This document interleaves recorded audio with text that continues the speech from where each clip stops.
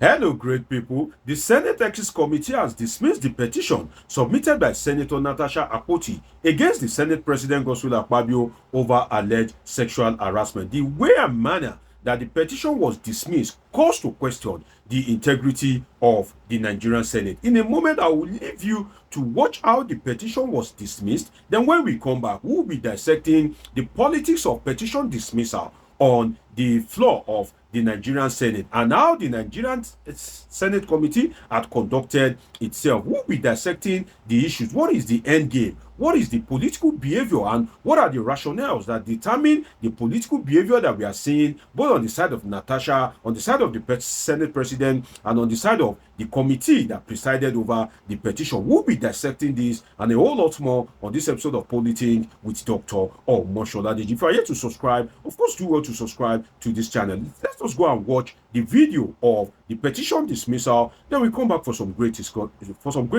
as highlighted. Let's watch it. That the petition she presented today is actually dead on arrival. And I say that because it runs contrary to Order 40, subsection 4, that no senator may present to the Senate a petition signed by him or herself. And that petition, having been signed by her, will not be entertained by this committee. There you have it. You just watched the video of how the petition was dismissed. You will recall that Natasha accused the Senate President of sexual harassment. Now, let us say something, which is kudos to Senator Natasha for having the courage to submit the petition.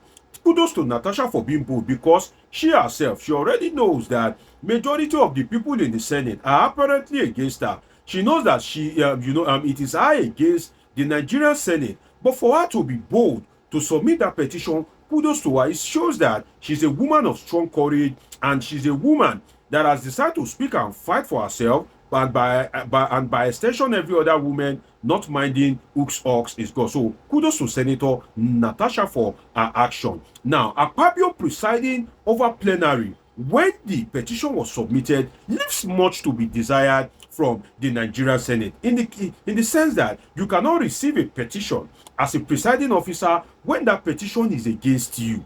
Somebody is submitting a petition against you and you are the one sitting, presiding, receiving that petition. No, when that petition is to be submitted, even if it will take you 5 or 10 minutes to step down for the Deputy Senate President to preside over the submission of that petition, that would have brought a bit of transparency to the process, even if the petition would end up being dismissed. And even if Senator Natasha wasn't the one that signed the petition, if she's not the one that signed it, definitely at the end of the day, the petition can also be dismissed for one frivolous excuse. But then, it shouldn't be the Senate President that should be presiding over plenary when that petition was being submitted. Now, lest we forget, we must also look at it that why not request amendment rather than dismiss the petition? Now, the Senate committee said that it was not Senator Natasha Akpoti that's supposed to sign the petition, that she's bringing forward the petition that, she's one of the parties, she is the aggrieved person. So you cannot sign a petition when you are the aggrieved person. That's fine, that's correct. Natasha is a first-time senator. She came in through the court judgment after 6 months that the Senate has resumed. So she has less kind of like orientation as regards presenting a motion, petitions and all that. That is understandable. But then the Senate has shown apparently that it is not a chamber of truth. It is not a chamber that is looking for the truth. Rather, it is after exonerating the Senate President Godswill Akpabio. Because if you are after the truth, the grace of God abounds. So also, grace should also abound in the Nigerian Senate. Now, you can step down the petition and call for an amendment, in the sense that if Senator Natasha has not followed the rules of the Nigerian Senate, that she has signed the petition by herself, what does it cost the Nigerian Senate to say, okay, Senator Natasha, you made a mistake here, but we're interested in hearing from you. We're interested in hearing the truth. So we will step down this particular motion of yours, and you should go and amend it. Find another person to kind of like sign on your behalf, or find another senator, a senator friend, to come and present the petition on your behalf. Why did the Senate not act in that manner? Why did the committee not give somebody, their colleague, that particular grace, despite knowing that he is a first-time, she is a first-time senator? So it shows that the Senate is not after the truth. All the Senate is after is to exonerate the Senate President Godswill Akpabio, and that shouldn't be the case, because that will leave bad blood. That will leave Senator Natasha Akpoti, if he has the fighting spirit, it will only reignite her spirit to continue to fight till she gets justice, especially if Senator Godswill Akpabio, the Senate President, now happens, assuming but not conceding, happens to be guilty as alleged. Then the Senator, Natasha Akpoti, would not want to give up if the Senate President truly harassed her. Now, you see, the Senate should not be a house of law alone, should not be a house of lawmaking. It should also be a house of truth. It should be a house of justice, because if you cannot grant justice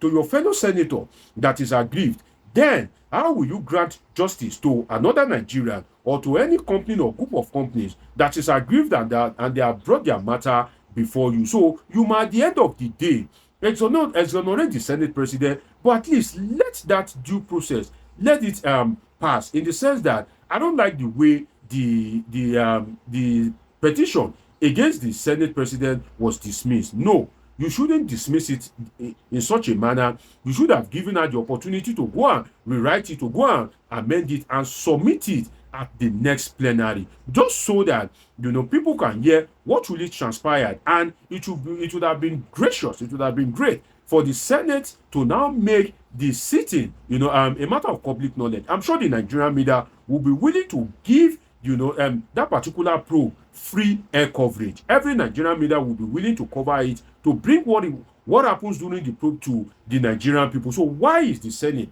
acting in such a manner as if it wants to kind of like cover up the truth? And the implication of this is that Akpabio, the Senate President, will end up being embarrassed if they are desperate to protect him, because in their act of desperation, the things that they are supposed to do, they won't do it. The road they are supposed to follow, they won't follow it. They would have forgotten that people are judging, people are watching, both from diaspora and across Nigeria, and people are making their own impression. And for an Akpabio that has a presidential ambition, and as I've said to you on this platform, that presidential ambition is something that doesn't die quick or easily. If you have a presidential ambition, then you should be interested in an open probe, so that your name can be cleared thoroughly once and for all. But for the petition to be brought and then dismissed like that, I think it leaves much to be desired. If I were to be the Senate President, I would even be the one to do as I've said, just to clear my name, so that my political future will be intact. But then again, it is not personal integrity that determines who wins election in Nigeria. It is a game of force, it is a game of money, it is a game of power, it is a game of, should I say, mago, as they use street parlance, So it is the race of the strongest in terms of financial and how well you can be able to maneuver things. And as the president said, power is not saptalaka. You grab it, you steal it, you grab it and run away with it. So perhaps that may be what will happen at the end of the day, and the Senate President may even return as a Senate President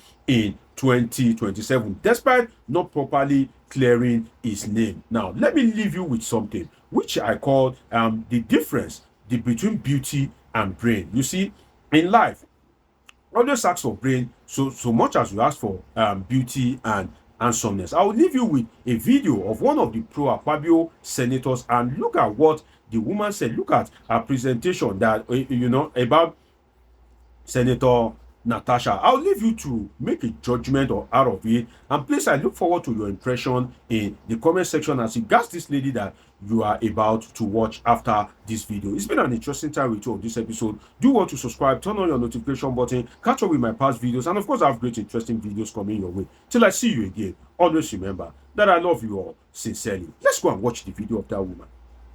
I am supporting Akpabio because he's a Senate President. Number two, he's somebody's husband. He's not looking at Natasha. Natasha is just a senator.